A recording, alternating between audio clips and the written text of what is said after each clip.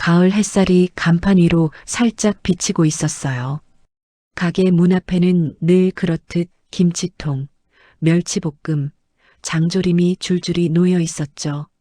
출근길에 들러 반찬 사가는 단골들이 순자 사장님, 오늘도 바쁘시죠? 하고 인사하면 저는 뭐료, 이 나이에 바쁜 게 복이지요. 하고 웃어 넘겼어요. 내 나름대로 괜찮게 살고 있다고 생각했어요. 남편 떠나고 혼자 된 지 15년, 이제 혼자 밥 먹는 것도, 혼자 말하는 것도 익숙해졌죠. 손님이 없는 낮 시간에는 늘 라디오를 켜요. 거기서 나오는 트로트가 유일한 벗이에요. 사랑은 아무나 하나 같은 노래가 나오면 그 시절 내 청춘이 잠시 스쳐가죠. 그날도 평소처럼 반찬 가게 문을 닫고 복지센터 봉사하러 갔어요. 매주 수요일은 혼자 사는 어르신들께 도시락 나눠드리는 날이에요. 늘 가던 동네, 늘 보던 얼굴들. 그런데 그날은 낯선 노인 한 분이 있었어요. 다른 분들보다 더 말랐고 어깨가 기울어져 있었어요. 머리칼은 하얗게 새고 옷은 해진 점퍼 한 벌. 그 노인이 나를 뚫어지게 보더니 한참을 멈춰 서 있더군요. 그 눈빛이 이상하게 마음을 서늘하게 했어요. 어르신, 도시락 받으시려면 저쪽 줄에 서셔야 해요. 내가 웃으며 말했는데 그분이 떨리는 목소리로 말했어요. 혹시 너 순자 아니냐? 그때 귀에서 삐하는 소리가 났어요. 아무 소리도 들리지 않고 손에 쥔 도시락이 떨어졌어요. 설마. 가슴이 쿵쿵 뛰었어요. 내가 겨우 정신을 차렸을 때 그 노인이 내 앞에 앉아 있었어요. 가까이서 보니 얼굴이 너무 닮았어요. 내 기억 속 6살짜리 순자를 업어주던 그 20살 청년의 눈빛이었어요. 길수 오빠야? 그래, 순자야. 나다. 그 말에 눈물이 쏟아졌어요. 어떻게 이럴 수가 있을까? 내가 평생 그리던 그 이름이 이렇게 낯선 노인으로 나타나다니. 오빠는 내 손을 꼭 잡았어요. 그 손은 거칠고 상처투성이었어요. 그동안 살아있었구나. 내가 겨우 말했죠. 오빠는 고개를 끄덕였어요. 그래, 나 살아있었어. 근데 그 뒤에 말을 잇지 못했어요. 입술이 떨렸고 눈에 눈물이 고였어요. 그날 우린 오래도록 벤치에 앉아 있었어요. 서로의 손만 꼭 잡고 그게 기적 같았죠. 하지만 이상했어요. 오빠는 내 눈을 피했어요. 그리고 묘하게 나를 찾아서 기뻐하기엔 아직 일러. 그런 말을 남겼어요. 그게 그날 밤 내내 마음에 걸렸어요. 그날 집으로 돌아와도 잠이 오질 않았어요. 식탁 위에 오빠가 준 명함 한 장이 놓여 있었어요. 박길수 요양원. 요양원이라니. 오빠가 그곳에서 일하는 걸까? 아니면 거기 입소해 있는 걸까? 44년 동안 어디 있었는지, 왜 지금 나타난 건지 궁금증이 꼬리를 물었어요. 그런데 왠지 모르게 그가 내 앞에 나타난 게 기쁨보다 불안에 가까웠어요. 밤새 오빠 얼굴이 떠올랐어요. 그 손의 상처, 그 눈빛의 그림자, 그리고 마지막 그 말. 아직 기뻐하기엔 일러. 그 말이 무슨 뜻이었을까요? 다음 날 아침 반찬 가게 문을 열며 라디오를 켰는데 DJ가 그러더군요. 인생은 돌고 돌아 결국 제자리를 찾는다. 그 말이 괜히 마음에 걸렸어요. 손님이 몇 안 오는 시간이라 가게 한켠 의자에 앉아 오빠 생각을 했어요. 44년 만에 만난 가족이라니. 그건 꿈 같은 일이죠. 그런데 그 꿈이 왜 이렇게 불편할까요? 전화라도 해볼까 하다가 요양원에 계신 분이면 귀찮게 하지 말자 싶어 멈췄어요. 그런데 그날 오후 가게 문을 닫으려는데 누군가 문 앞에 서 있었어요. 바로 그 오빠였어요. 순자야, 혹시 잠깐 볼 수 있겠냐? 그 말투가 예전 같지 않았어요. 무겁고 조심스러웠죠. 나는 반가움 반, 걱정 반으로 그를 가게 안으로 모셨어요. 오빠 밥은 드셨어요? 된장국이라도 끓일까요? 괜찮다, 순자야. 나 잠깐 얘기만 하자. 그가 잠시 주위를 둘러봤어요. 그리고 목소리를 낮췄어요. 내가 너한테는 말 안 하려 했는데 이제는 해야 할 것 같다. 그 순간 내 심장이 쿵 내려앉았어요. 오빠는 허공을 잠시 바라보다가 천천히 입을 열었어요. 그날 있잖냐, 장만하던 날. 나는 고개를 끄덕였죠. 응, 그날 오빠는 나보고 금방 온다 했잖아. 그래, 근데 내가 그날 순자야, 미안하다. 그의 손이 떨렸어요. 그날 나 내 손을 놔버렸다. 뭐라고요? 내가 얼떨떨하게 되물었어요. 홍수 때문에 물이 갑자기 불었잖냐.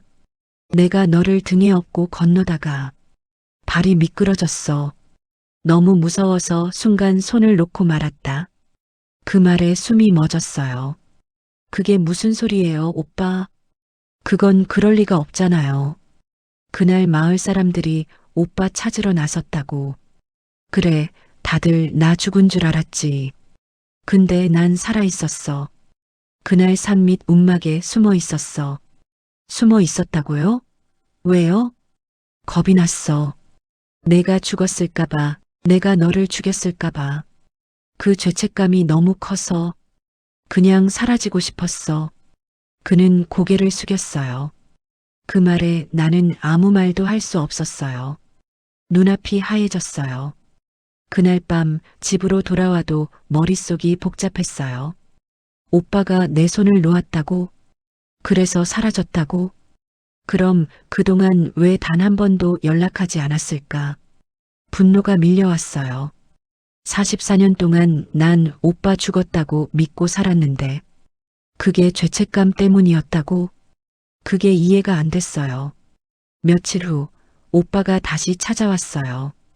이번엔 작정한 듯 봉투 하나를 내밀었어요. 이거 내 거다. 봉투 안엔 낡은 사진 한 장과 편지 몇 장이 들어 있었어요. 사진 속엔 나와 오빠 그리고 한 여자. 이분은 누구세요? 우리 엄마야. 우리 엄마요? 아니, 그분은 나 어릴 적 돌아가셨잖아요. 그게 사실은 그렇지 않아. 오빠의 목소리가 떨렸어요. 그날 엄마가 널 버렸어. 그리고 나한테 절대 찾지 말라 했어. 나는 믿을 수 없었어요. 말도 안 돼. 엄마는 나한테 그런 분이 아니었어요. 오빠는 눈을 감았어요. 그 말 내 평생을 괴롭혔어. 근데 그게 다가 아니야. 너 정말 모르는 게 많아. 그날 이후 며칠 동안 머릿속이 복잡해서 아무 일도 손에 잡히지 않았어요. 반찬 가게 문도 닫고 하루 종일 부엌 식탁에 앉아만 있었죠. 차가운 국물에 숟가락을 넣었다 뺐다 하면서 엄마가 날 버렸다고? 그 말을 수십 번 곱씹었어요. 그런데 이상하게도 마음 한구석에서 혹시 하는 감정이 피어올랐어요. 어릴 적 기억 속 엄마의 얼굴은 희미했지만 유독 선명하게 떠오르는 한 장면이 있었거든요. 그날 밤 비가 쏟아지던 마루 위에서 엄마가 오빠를 바라보며 뭐라 말하던 장면. 길수야, 이 애는 이제 우리가 데리고 있을 수가 없어. 그리고 엄마가 나를 한참 쳐다보다가 울었어요. 그때 난 왜 울었는지도 몰랐어요.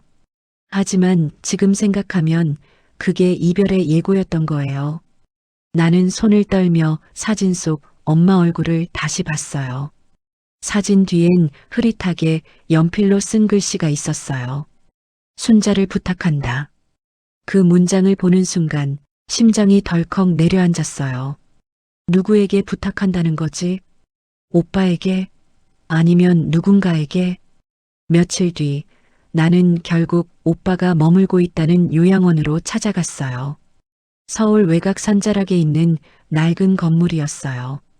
문을 열자 소독약 냄새와 약한 라벤더 향이 섞여 코를 찔렀어요. 복도 끝 창가에 앉은 오빠가 보였어요. 햇살이 얼굴 반쪽만 비추고 있었어요. 나는 조심스레 다가갔죠. 오빠. 그가 고개를 들었어요. 왔구나, 순자야. 오빠, 그날 얘기 다 말해줘요. 엄마가 날 왜 버렸는지, 왜 오빠는 숨었는지. 그는 잠시 창밖을 보다가 말했어요. 엄마는 널 버린 게 아니야. 그럼요? 널 지킨 거야. 그 말에 나는 눈을 크게 떴어요. 그날 마을이 물에 잠겼을 때 엄마는 나보고 너를 데리고 피하라 했어. 근데 그날 마을 사람들이 우리 집으로 몰려왔어. 아버지가 사람들한테 빚을 많이 졌거든. 그 빚쟁이들이 집을 부수고 엄마를 끌고 가려 했어. 나는 숨이 막혔어요. 그래서 엄마가 나한테 소리쳤어. 길수야, 순자 데리고 산으로 가. 절대 내려오지 마. 근데 내가 너를 업고 뛰던 중에 마을에 불이 났어. 사람들이 소리 지르고 엄마는 그 불 속에서 오빠의 목소리가 끊겼어요. 엄마가 널 버린 게 아니라 널 살리려고 한 거야. 나는 그 자리에서 울음이 터졌어요. 44년 동안 버려졌다고 믿었던 내 인생이 그 한마디에 완전히 무너졌어요. 눈물을 닦고 돌아서려는데 복도 끝에서 요양원 직원 한 분이 다가왔어요. 박길수 어르신 가족분이시죠? 네. 그분 요즘 상태가 안 좋아서요. 기억이 왔다 갔다 하세요. 기억이요? 네. 며칠 전엔 다른 이름을 계속 부르셨어요. 길수 말고 기수라고요. 그 말에 나는 얼어붙었어요. 기수요? 직원은 고개를 끄덕였어요. 처음엔 저희도 잘못 들은 줄 알았는데 요즘은 자꾸 난 길수가 아니야라고 중얼거리세요. 그 순간 등골이 서늘해졌어요. 그럼 그분이 오빠가 아닐 수도 있다는 거예요? 직원은 대답을 망설였어요. 죄송하지만 보호자 확인 서류도 없고 본인도 혼잣말만 하셔서 저희도 확신은 없습니다. 나는 숨을 삼켰어요. 지금 내 앞에 있는 사람 정말 내 오빠가 맞을까? 그날 새벽 잠이 오질 않았어요. 가만히 앉아 오빠 얼굴이 찍힌 옛날 신문 기사를 검색했어요.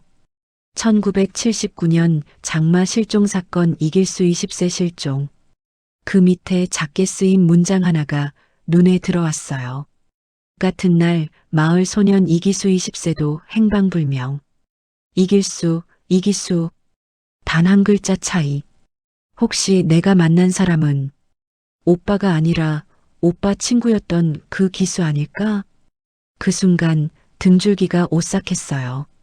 그날 이후 며칠 동안 나는 요양원에서 본 오빠의 얼굴을 떠올리며 계속 혼잣말을 했어요. 그가 진짜 오빠일까? 아니면 전혀 다른 사람일까? 이제 가게에 오는 손님 얼굴조차 기억나지 않았어요. 무언가가 머릿속을 계속 파고들었죠. 사진 속 글씨 순자를 부탁한다. 그 문장을 다시 꺼내 읽는 순간 문득 이상한 생각이 들었어요. 만약 그게 엄마가 기수에게 쓴 말이라면? 그렇다면 지금 요양원에 있는 사람은? 그때 가게 문이 열렸어요.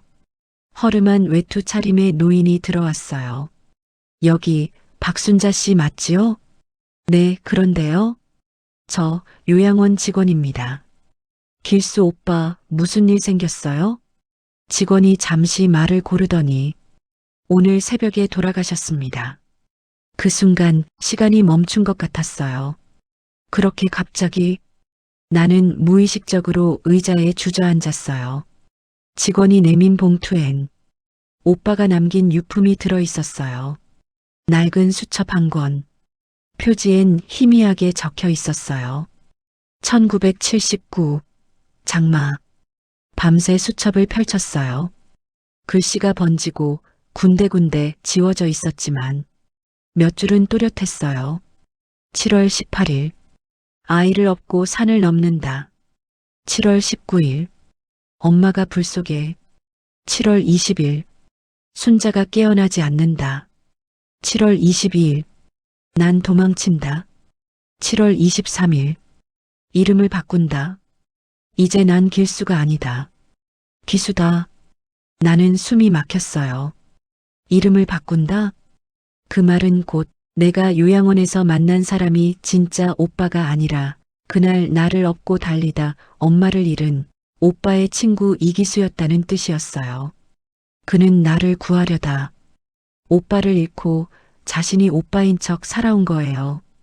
그날 밤 불타는 마을, 비가 쏟아지고 아이의 울음소리, 기수가 절벽 근처에서 손자를 업고 뛰다가 뒤돌아보니 진짜 오빠 길수가 불길 속으로 사라지고 있었다. 길수야, 돌아와. 손자를 부탁한다. 그게 엄마의 마지막 말이었다. 그리고 기수는 자신이 살았다는 죄책감에 이길수의 이름으로 평생을 살았다. 나는 수첩을 품에 안고 울었어요. 오빠가 아니었구나. 하지만 그 사람도 나를 구하려 했던 사람이었네. 그의 거짓말이 미웠지만 또 고마웠어요. 44년 동안 그는 나를 살리기 위해 나 대신 죄를 짊어진 채 다른 이름으로 살았던 거예요. 그건 용서와 속죄가 뒤섞인 인생이었죠. 며칠 뒤 요양원 근처 언덕에 그의 묘가 생겼어요. 비석엔 이렇게 적혀 있었어요. 이길수 본명 이기수, 한 생을 대신 산 사람. 나는 그 앞에 앉아 조용히 중얼거렸어요. 오빠든 기수든 고마워요. 당신 덕에 내가 지금까지 살았어요. 바람이 불어왔어요. 그날의 비 냄새가 섞인 바람이었어요. 며칠 동안 아무 말도 하기 싫었어요. 그냥 조용히 반찬을 담고 국을 끓였어요. 그런데 이상하게 예전보다 불냄새가 더 따뜻하게 느껴졌어요. 그가 내게 남긴 건 죄책감도 슬픔도 아니었어요. 그건 살아있으라는 말이었어요. 그래서 그날 이후 가게 간판 밑에 작은 종이 하나를 붙였어요. 한 사람의 밥이 또 한 사람의 생이 됩니다. 이웃들이 물어요. 순자 아줌마 무슨 뜻이에요? 그럼 전 웃으며 말하죠. 그냥요, 나눠 먹는 밥이 제일 따뜻하다는 뜻이에요. 요즘은 다시 봉사 다녀요. 무거운 도시락통 들고 언덕길을 오르며 문득 하늘을 보면 오빠 생각이 나요. 길수든 기수든 결국 나한텐 한 사람이었어요. 그렇게 중얼거리면 이상하게 가슴이 덜 시려요. 살아있다는 게 참 고맙게 느껴져요. 나는 그가 남긴 수첩을 조심스레 펼쳤어요. 마지막 장에 이런 글귀가 있었어요. 순자가 살아있다면 그게 내 인생의 이유다. 그 한 줄에 44년의 세월이 다 담겨 있었어요. 나는 그 밑에 살짝 더 썼어요. 기수 오빠, 나 잘 살고 있어요. 이제 그쪽 세상에선 편히 쉬어요. 그리고 수첩을 접으며 오랜 세월 나를 붙잡던 무거운 돌 하나를 내려놓았어요. 가게 앞 골목, 학교 끝난 아이들이 줄지어 지나가요. 그 아이들 웃음소리가 참 예뻐요. 그 소리를 들으며 이런 생각이 들었어요. 삶이란 결국 이어지는 거구나. 누군가 내게 남긴 따뜻함이 또 다른 누군가에게 전해지고 그게 또 다른 생을 살게 하니까요. 지금도 가끔 생각해요. 만약 그가 그날 도망치지 않았다면 우린 둘 다 살아남지 못했을지도 몰라요. 그의 거짓은 결국 내 삶을 살게 한 진심이었어요.